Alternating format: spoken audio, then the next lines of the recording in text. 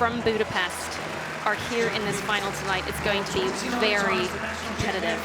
Mitras Siamis of Greece. He made his World Indoor Championships debut back in 2006, finishing in 8th, 17-time national champion. Tiago Pereira of Portugal. He was a finalist in the 2023 World Champs. Almir dos Santos of Brazil. Now he started with the high jump and long jump and eventually found his way to triple jump, winning the silver medal at the World Indoors in 2018. Praveen Chitravel of India, the youngest in the field at 22, India's national record holder, finished 4th at the 2022 Commonwealth Games. Fang Yaoqing of China. Fang won gold at the Asian Indoor Games last year, smashing the championship record, setting a new PB. A little bit of entertainment to go along with it. Oh no, they mixed it up. So it is Max Hess of Germany. He won the silver medal at the World Indoor Champs 8 years ago. Great to see the athletes are having a little bit of fun with these intros, very relaxed. Emmanuel Emige of Italy, the 2021 NCAA champion, twice a World Championship finalist in 2022 and 2023. Donald Scott of USA, bronze medalist from the World Indoor Champs 2022. It wasn't in his plan to be here, but his season was going well, so we thought he'd give it a go. Yasser Mohamed Triki of Algeria. He is the first Algerian man to break the 17-meter barrier. Winner of this year's World Indoor Tour, finished 5th at the 2023 World Champs. Christian Napoles of Cuba. He had a breakout year in 2023, first time on the podium, winning bronze medal at the World Championships in style with a personal best. China's Zhu Yaming, silver medalist in the Tokyo Olympics. Bronze at the World Champs in 2022, 4th in Budapest in 2023.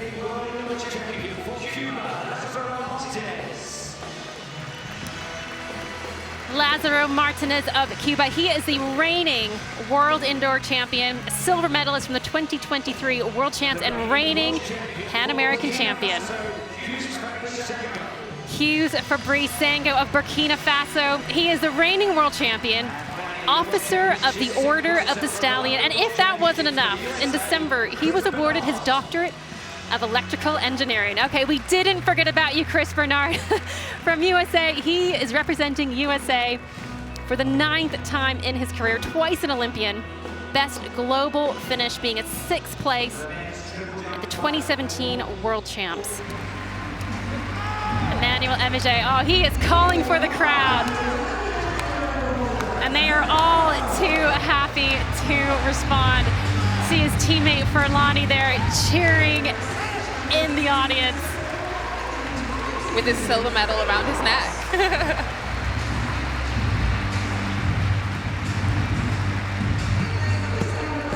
Says his proudest moment was winning the NCAA title in 2021. And if that is valid, oh, that is pretty close to our first 17-meter clearance. You can tell that he's really buoyed by the energy from this morning's events where his teammate grabbed that silver medal. So that is certainly going to launch him into a medal position, if not at the top of the rankings at the end of this first round. Now, Abby, were you an athlete who asked for the clap? 16.90, he has gone into the lead with that. Clearly the clap helped. Well, Martinez saw how well the clap worked for Emige. He's got the crowd going as well. Now Martinez says he wasn't really that into athletics when he started, preferred basketball over judo, but it's really hard not to like an event you are so good at. What I liked about that is something that I don't necessarily do technically well, is that final takeoff phase. You really see that he grabbed the takeoff, that it wasn't an overreach onto the takeoff board. He had a really fast, short takeoff stride, and that allows you can see it. Oh no, we didn't get a replay of that, but we've got a good replay of all the phases, and that's kind of what you want, right? It's technical excellence. Technical excellence and absolutely perfect on that board. 0.1 centimeters, you cannot get much closer than that. Triki of Algeria is closing out the first round for us. He is the World Indoor Tour winner from this year, which meant automatic qualification for the Indoor Champs and a $10,000 bonus. Now, obviously nobody wants to ask how much people make, but it is a really important discussion happening right now in athletics. And here we go, everybody's getting in on the clap right now. Everyone is saying, I want the attention, I want the eyes on me, because I'm about to do something awesome.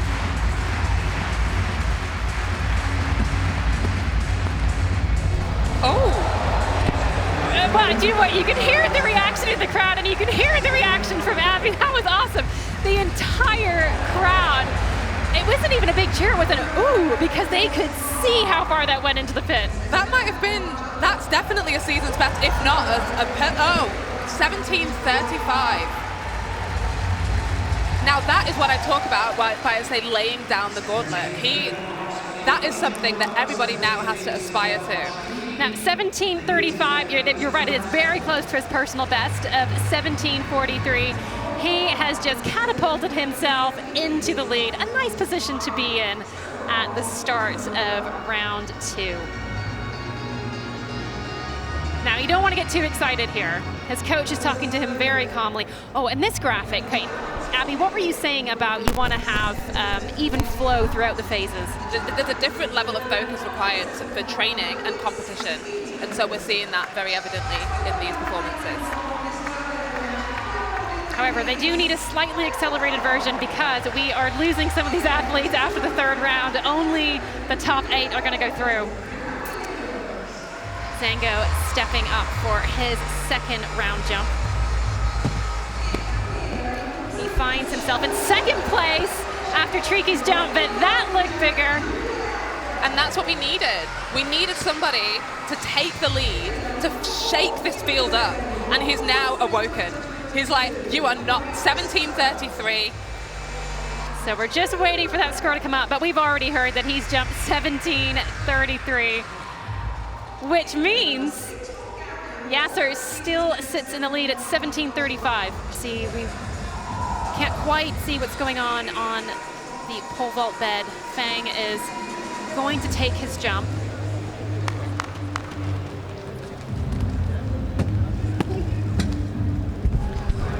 That is a great jump from Fang, and once again having to show remarkable composure on his opening jump. He was literally engulfed by a sea of people as they finished a 60-meter, and just before that jump he was having to wait as he watched a stretcher rolled out across him.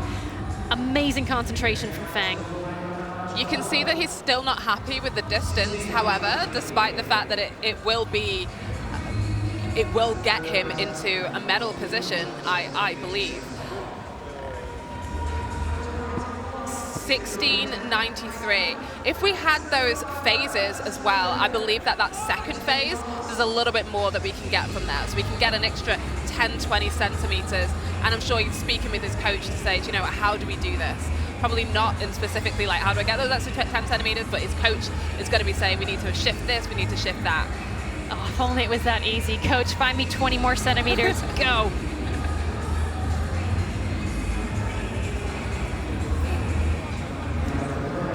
Pereira charging down the runway there.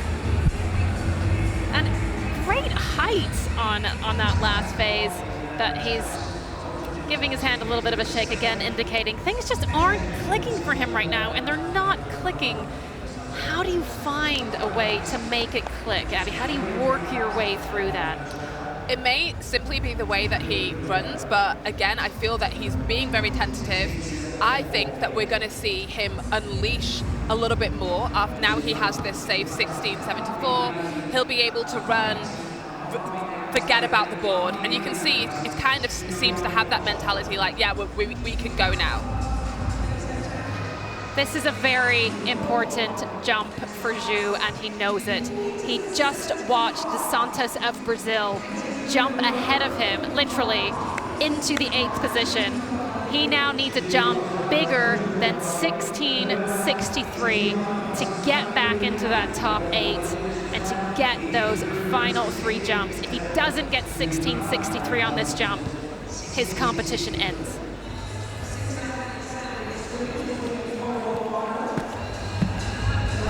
And he did it. It was a safe leap, and that shows the caliber, the level of discipline, the fact that this is not his first rodeo. He's been here before, and he's probably actually frustrated in himself that it's taken him the 3rd round to pull his finger out. I need to probably use better language. That is great phraseology. Do you know what? I think, as you say, what impressed me about that is he did this mixture on his 3rd jump of both safe. He was pretty far behind that board, and yet it was still a good jump. This is the final competitor who can knock Hess out of the competition. Now, we saw Scott. He knows how important this jump is. We saw him doing his ab workout, his oblique drills on the side. He's getting the crowd going. He is going to need a jump over 6.66 to knock Max Hess of Germany out of 8th place spot. This is a high-pressure moment. High-pressure moment. 16.11 in the 1st round. A foul in the 2nd round. Oh, and that was a statement jump. He's been given the green lights. He'll be looking with interest for that result.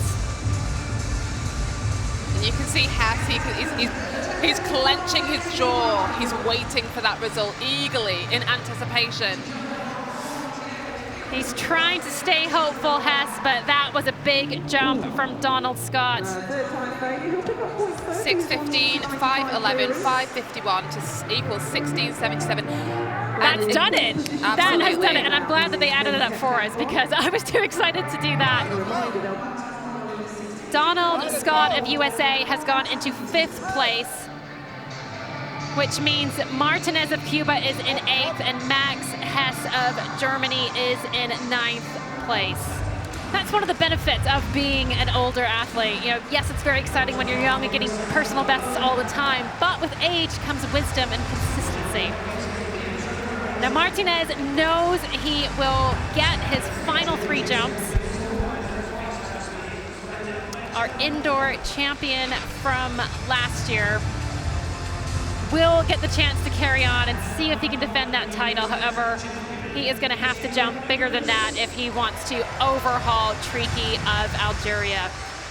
That one was miles behind the board. Yeah, I think it's interesting as well, the fact that his final phase is kind of like an attempt at a hitch kick, which is, you know, it's a little bit different. It's not something that everybody does. Now, as we said, Fang has passed on his 5th round jump, which means we have Zango up next.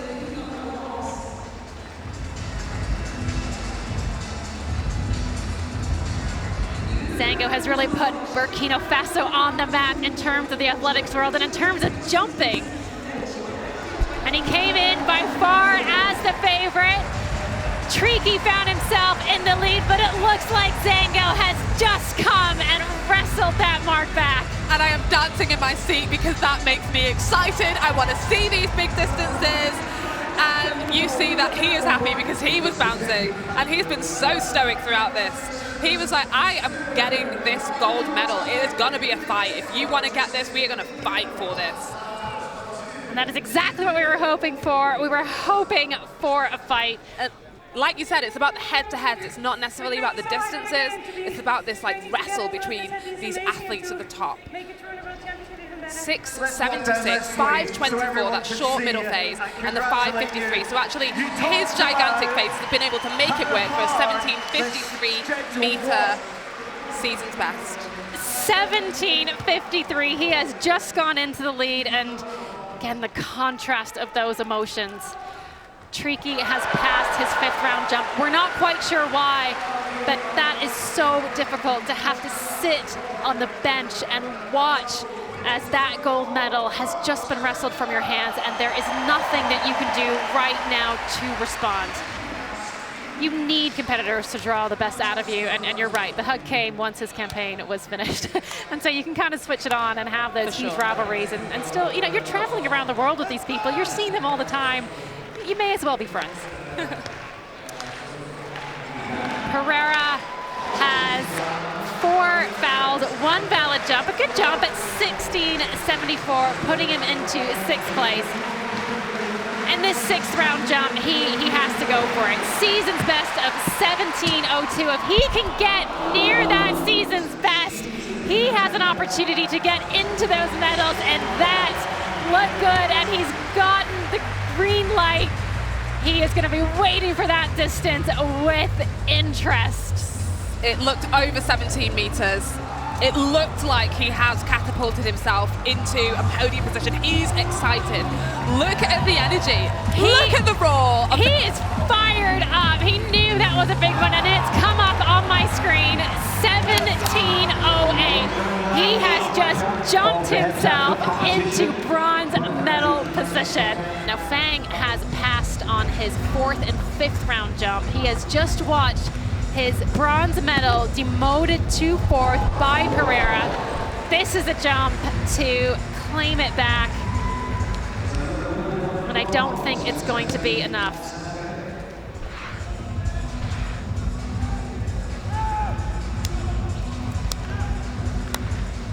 Now Fang passed on his 4th and 5th round jump, probably a strategic move. Perhaps he was feeling tired, perhaps something was not quite feeling right. But he has finished with a 16.85 jump. He will remain in 4th. Pereira now knows he has that bronze medal. So an update. It has been confirmed that Triki of Algeria will not be taking that 6th round of jump. Clearly something was not quite right with his body there. You could see how difficult that decision was for Triki to make. This man, Zango, will be crowned World Indoor Champion. This jump is a glory jump. How far can he get?